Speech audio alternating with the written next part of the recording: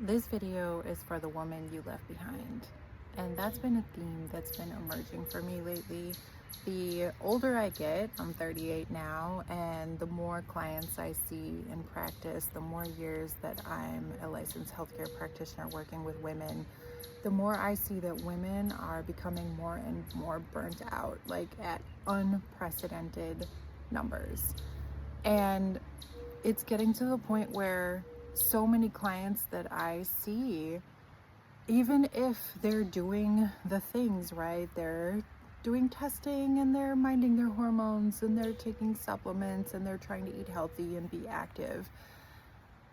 And sometimes it gets to a point where they're doing all the interventions. Maybe they're seeing a doctor, they're getting treatment for things, but they've lost their appetite for life. Like, I'll give you my own example, and then I'll give two clients recently that I saw that really just like this really hit home. So for me in the past, when I have been going through like stressful times, or when life has been really fast paced and I just kind of couldn't catch up, I got to a point where I started feeling like a robot. Like I was just pushing through my days, and it's like I lost the woman inside. I lost my feminine spark, my appetite for life, my creativity, my charisma, my joy. It's like I got so worn down that all that was left was just this little robotic version of me that was just pushing through every day. And she stopped caring about beauty and joy and fun and lighthearted things, right? Things that make life fun and worth it and beautiful. And she was just in survival mode, like pushing through each day, like a little machine. What do I have to do today? And then just get through it really robotically. And I didn't have space for anything else because I didn't have the capacity or the safety. My nervous system was stuck in the survival mode. And it's like I had completely lost my feminine spark. And that feels really awful as a woman. It's like losing a part of ourselves. And I think the reason that this is happening so much to so many women is that we're living in an environmental mismatch. Society is not set up for us to thrive as women. Think about it. It's clearly not. Society is built for men by men. And I'm not saying every single man is thriving in this society, certainly not. Men also get stressed out and burnt out. But they handle it a lot better with their consistent testosterone that they get every single day. Men do pretty much fine on a 9 to 5 with only 2 days to recover, and they have a similar productivity every single day, right? They have a similar drive every single day. We are not small men. That doesn't work for us, and yet we're expected to function just like they do in this world. And part of the reason they look at us as kind of inferior is because we're simply different. We're not little men. We're not little robots. We're not meant to work 9 to 5 and then have 2 days off and be, get the same amount of productive every single day and just consistent. No, a woman is cyclical. A woman is like the moon. I'm not saying that women can't work. I'm just saying corporate society is not set up for us to thrive. And, as a female entrepreneur, I've thought a lot about what would it look like if women were in charge, because when you're a woman and you run your own business and you run your own practice like I do, you get a chance to rethink the old standard of how you do things. And when you realize that that doesn't work best with your energy and your creativity, like I've noticed, I'm not the same amount of productive every single day. And now I've realized that that's not a weakness. That's actually a strength. Like I'll have an idea and then I'll sit on it and I'll kind of need to let it marinate, let it incubate a little bit, like it's baking, like I'm baking something in the oven. I'll kind of let it sit. And then when I'm ready, I'll bring it out and it'll be like this full-fledged awesome idea that's like, then I'm ready to work on. But that doesn't happen every single day. It's a cycle, right? Women are cyclical. And so, I was thinking about two of my clients that I've seen recently where this really hit home, where they had been doing all the things, they've been seeing doctors for years, and they're still struggling and not really getting better. And the first one, we were talking, And she admitted that she never says no to anybody. She's like, yeah, I think the hardest part is consistency. Like we were talking about, finding time to get to the gym. She's like, I think the hardest part is consistency because I just, like, everyone needs stuff from me and I'm the last person on my list. I never say no to anybody. And I was like, why do you think that is? And she's like, because I'm afraid of rejection. If I start saying no to people, what if I lose friends? What if I lose loved ones? Like, what if people don't need me? Right? And it actually brought her to tears, which I think was a really good realization for her to have, because she was stuck in that. It's like the shadow side of the mother archetype. The mother archetype is loving and nurturing, like a mother figure, like loving and nurturing and caregiving. But when it's out of balance, she burns out because she's the last one on her list. She's doing everything for everyone else, putting her kids first, her husband first, her job first, her pets first, her friends first, her, be they good friends or fake friends, you know what I mean? Putting everyone else first. Anything that comes up, she drops everything she has to do for herself.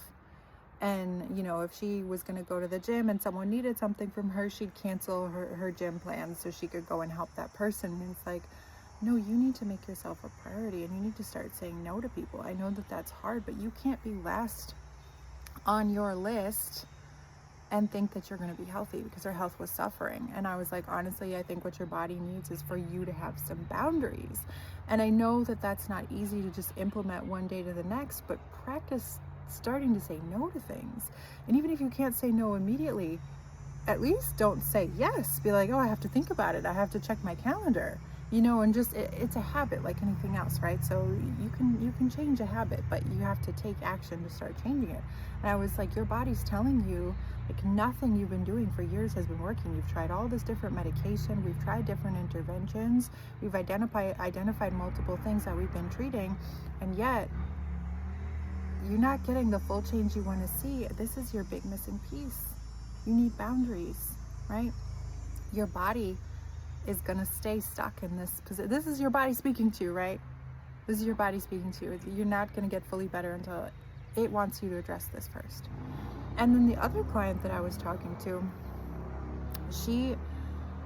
her libido is just gone and she doesn't have an appetite and she just feels like she doesn't care about anything anymore. And she's like, I don't care about my husband. I don't care about my kids. Like, I love them, but I just don't care. Like, I just feel like I don't care. And she was feeling really awful and guilty, but just no energy. Like, everything felt like an insurmountable task. And like the thought of having sex with her husband was just like, and come to find out that she has no space for herself in her own house.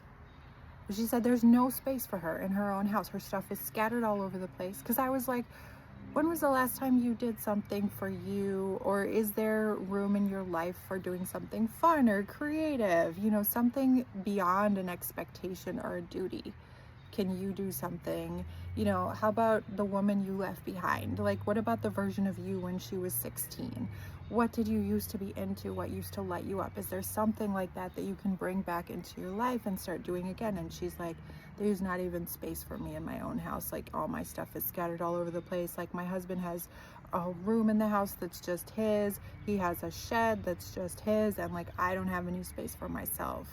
And I was like, well, there you go. Your body is the last place that's only yours. Of course you don't want to be touched. Like, you don't feel safe. You don't feel like there's a space for you. Think about it like if there's a beautiful houseplant, like a beautiful flower that you have, and yet there's a bunch of crap in the house and it's shoved in the corner under a bunch of stuff and it's not being watered and it's not getting adequate sunlight. It doesn't have enough space to actually even grow. Is it going to thrive? No, it's not, right? So in that case, she's the houseplant, right? So I was like, I think you need to have a serious conversation with him about you needing space for yourself and you needing to have some time and some things that you do, at least for yourself, for your own sanity, because you need a sense of autonomy, that you matter beyond just the duties and expectations of everyday life as a mother, as a caregiver, as a wife, as an employee, right? Like, yes, as women, we are those things, but first and foremost, we are women. And a lot of us have lost the feminine essence of ourselves along the way. And so one thing that I'm working on now is getting back in touch with my 16-year-old self. Because I thought back and I'm like, when was I just really carefree and like really in my feminine? And when was I just like a cool girl and like, fun and spontaneous? And when was I like enjoying life and really not caring what people thought about me so much? And I was like, I was 16. So what would my 16-year-old self like? So I was starting to, make choices from that. Like, these earrings, which is funny because I actually bought these in Brazil when I was 16. So, I try to do and wear things, listening to music that my 16-year-old self would have liked, wearing clothes and accessories my 16-year-old self would have liked, doing things that would have brought her joy. Because it's important to never lose yourself as a woman. So if you're feeling like burnt out, if you're feeling like you've lost your spark, if you're feeling like you kind of just turned into a robot and you're just overburdened with all the tasks of daily life and caring for a husband and kids, and maybe it's aging parents and, a full-time job, and there's just not enough time in the day and you're just kind of like trudging through, you've lost her. Not permanently, but you've lost touch with her. And now it's time to get her back. So what can you do to reconnect with your inner self, with your feminine essence, with the part of you that you lost along the way? How can you start bringing her back?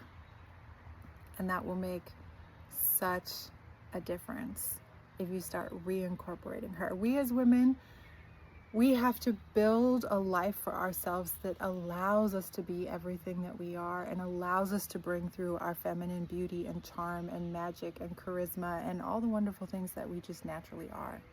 Don't let life snuff it out of you. Find a way to bring forth that. And the only way you can do that is by cultivating that in yourself and giving yourself that space, that permission, that rest, that time, doing that creative thing, wearing that thing, doing that thing, listening to that thing that lights you up, even if it doesn't seem productive or logical or make sense, right? Do it anyway. Your feminine essence needs it.